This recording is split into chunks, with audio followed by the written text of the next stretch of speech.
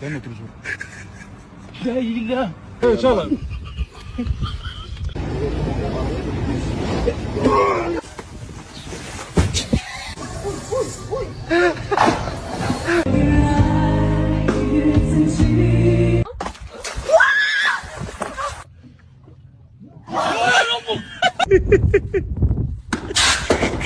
കാർപ്പൂട്ടേട്ടൻ ഒന്ന് പിടിച്ചോ ആളത്ര